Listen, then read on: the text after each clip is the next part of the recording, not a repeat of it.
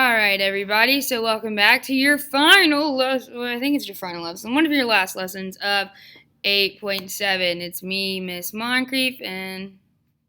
Okay, they're not about to call. Moncrief. And today we are looking at the vertex or the graphing form of a quadratic equation. So let's remember a few things. The first thing we want to remember is converting between forms of quadratic equations. So if we look at if we want to look at number one says convert from standard form to a factored form. So hopefully we remember standard form. So the way we remember standard form is going to be y equals ax squared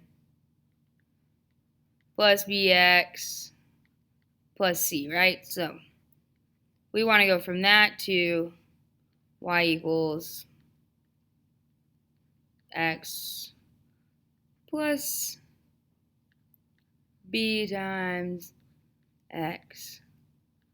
Oh my goodness, plus c. And obviously we're going to do that just by simply factoring. So looking at a, we have 9x squared minus 21. I kind of remember this one looks a little different. Do we have two terms here? Yeah, we have 9x squared and negative 121. Is there a minus sign in the middle? Yeah, so this is starting to look like a difference of squares. To check it out, let's see if these are both perfect squares. What's the square root of 9x squared? Well, what's the square root of 9? That's 3. And what's the square root of x squared? That's x. All right, now let's check the square root of 121. Well, what's the square root of 121? And remember, if you don't remember, you can do second x squared. Oops, clear. I guess I didn't click second. Second x squared and do 121. And we get 11. So 11. Since we came out with whole numbers, we do in fact have perfect squares. We have 3x and 11. So that means my answer will be... Second lunch, blue, grab and go, may head to the cafeteria. Second lunch, blue, grab and go. That means we have 3x plus 11 times 3x minus 11. Remember, these are called difference of squares. I just wish it would write evenly. Difference of squares. All right, the next one we have b. We have negative 3x squared minus 12 minus 9. So we're just going to factor that one. First of all, is it in standard form? Yeah, it looks like ax squared plus bx plus c. Does it have a GCF? Well, it definitely has a negative, so let's go ahead and take the negative out. Sorry about that. So we have the negative out. And then that would change all the signs on the... So that means we'd have negative times 3x squared plus 12x plus 9. Now let's see if there's any other GCS between 3, 12, and 9. So let's put them in y equals.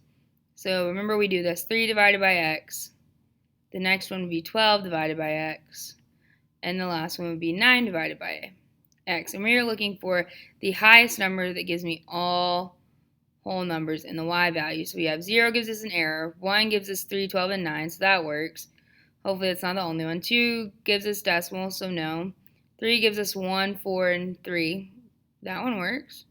4 decimals, 5 decimals, and the more we go down, the more we just have decimals. So that means my other GCF is 3. So that means we'll have negative 3, and then our new a, b, and c will be right here. So we have 1x squared plus 4x plus 3. And now we can factor these the way we normally do with our snowflakes. So let's do it. So what goes in the top? A times c, b is in the bottom, and ax on the sides. So what's my a of this trinomial? Well, we have 1 times, and what's c? 3, which is just 3. And then b is 4. And then we have 1x and 1x. So that means we now need to find numbers that multiply to get us 3 and add to get us 4. And remember, we can also do that in the calculator by doing 3 divided by x. Oops, you need to be in y equals 3 divided by x and 3 divided by x plus x. And we'll go to second graph and we'll look for 4 in the y2. Now, luckily, it just ended up being there. So what are my two numbers? 1 and 3. So that means we have negative 3 because we need to bring down the GCF times x plus 1 times x plus 3. All right. And there we go. That's how we convert to factored form. Now we want to convert from factored form to standard form. This just means we are going to FOIL or generic rectangle. Generic rectangle.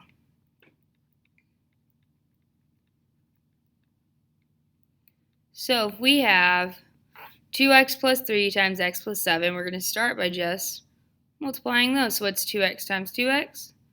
Or 2x times x, 2x squared. What's 2x times negative 7? Negative 14x. 3 times x would get us plus 3x. And then 3 times negative 7 would get us negative 21. And now let's combine like terms, negative 14x and 3x. So that would give us 2x squared minus 11x minus 21. And now we are in standard form. Ta-da! All right, and let's check out this next one. So we have x squared plus 9 times negative 2x plus 5. So we have x times negative 2x, we get us negative 2x squared. X times 5 will get us positive 5x. 9 times negative 2x will get us negative 18x. And 9 times 5 will get us positive 45. And then we'll combine our like terms, which would be 5x and negative 18x. That leaves us with negative 2x squared minus 13x plus 45. All right. And there we go. That's the converting part. You know, we either factor or we FOIL right now. So let's go into looking at reviewing some of our forms and reviewing our standard form and our factored form and learning more about our vertex form. So starting with standard form, we have ax squared plus bx plus c. Now, I hope you all remember what standard form gave us, that cool little thing it gave us. It gave us our y-intercept, which was c. So y-intercept, it would look like 0, comma, c. And now factored form gave us our roots, so we would, and then hopefully remember factored form gives us our roots. And we would set equal to 0 to find roots.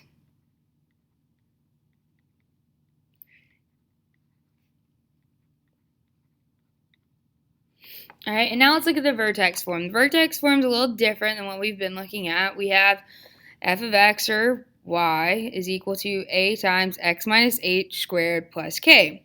And you might have been thinking from the name, well, what's it going to give us? It is going to give us our vertex, which is super fun. So and it says where negative h and k is the vertex. Really just means that this negative h is the opposite, opposite, sorry, I can spell opposite of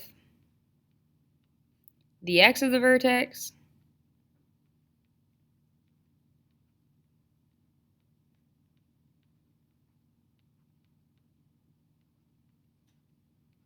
and k is the y vertex.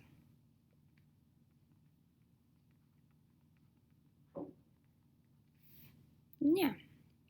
So let's go into looking at more. So the first thing we want to look at here is converting from vertex form to standard form. So that way we can get all of the information we ever could think of about this. So we want to convert each quadratic equation from vertex form to standard form. Find the vertex and the y-intercept. Check using your calculator. So here we were given negative 2 times x plus 3 squared minus 5. So the first thing we want to do, remember anytime we have squared, we want to write it twice. Write twice.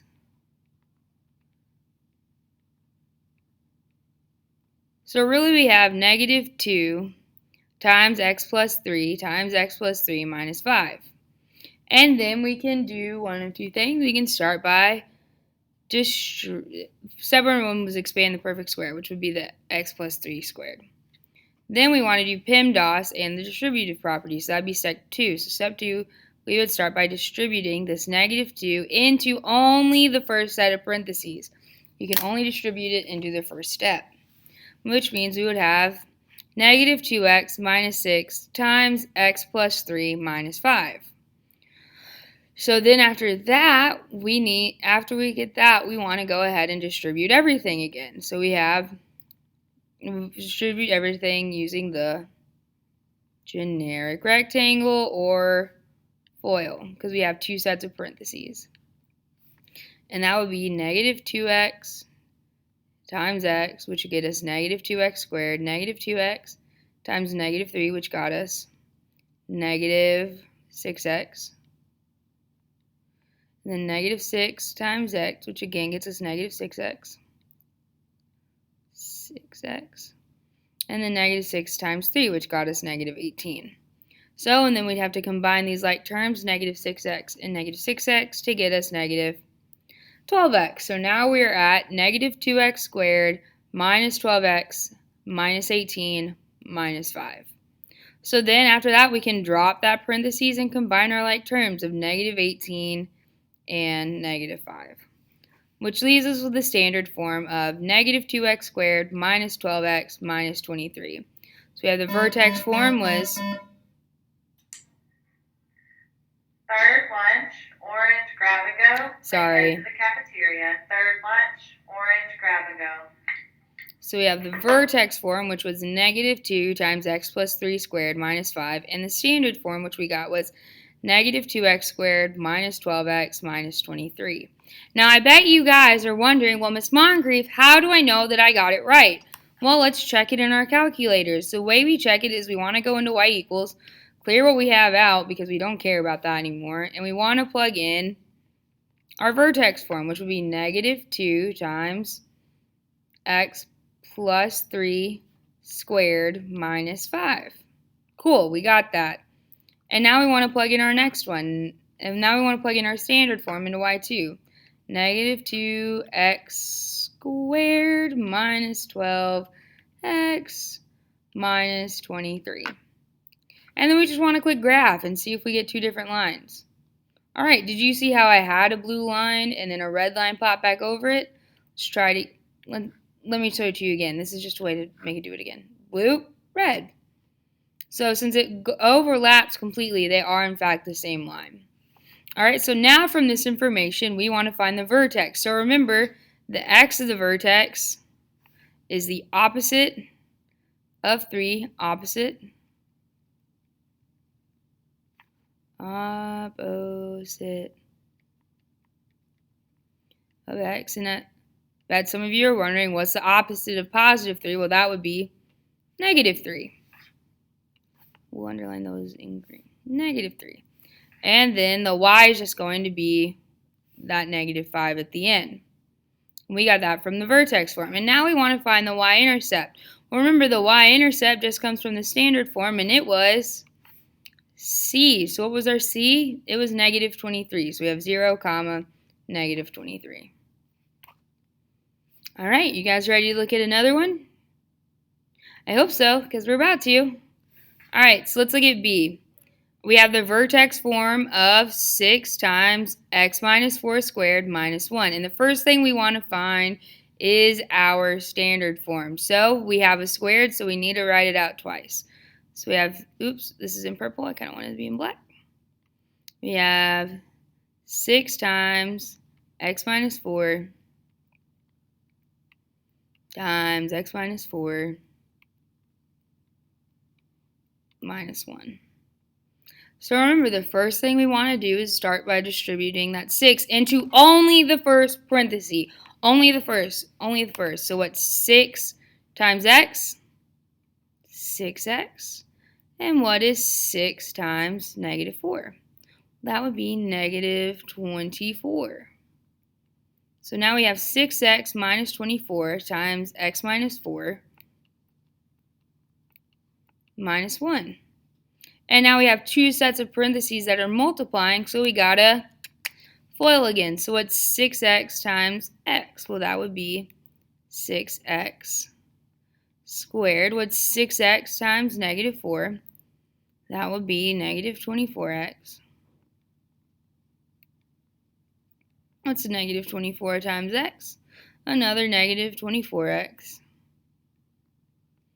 And negative 24 times positive 4, and even I don't know that off the top of my head, would be negative 24 times negative 4 would get us positive 96.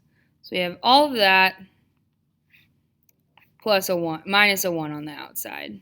So in our parentheses, do we see any like terms? Yeah, we have the negative 24x and negative 24x. So we have 6x squared minus 48x plus 96 and then minus 1. And now that we've simplified everything on the inside, we can drop the parentheses and do 6x squared minus 48x plus 96 minus 1. And then do we have any like terms we can combine? Yeah, this 96 minus 1. So we're left with 6x squared minus 48x minus 97. Not 97, 95. Whew. Forgot we were doing some minus 1, so it should be 95. So now we have my standard form is 6x squared minus 48x minus 95. All right, and now we want to find my vertex. Remember, we find my vertex by looking at the vertex form. So let's see what we got. So we definitely want to use the opposite of this negative 4, which would be a positive 4. And we just want to use this number out here on the end, which would be a negative 1. So we have 4, negative 1.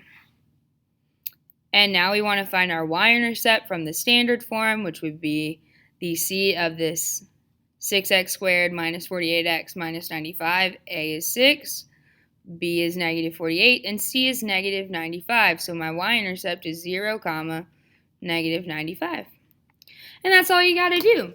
And that's all I got for your lesson for today. So if you have any questions, feel free to email your teacher. I'm sure they'd love to help you out.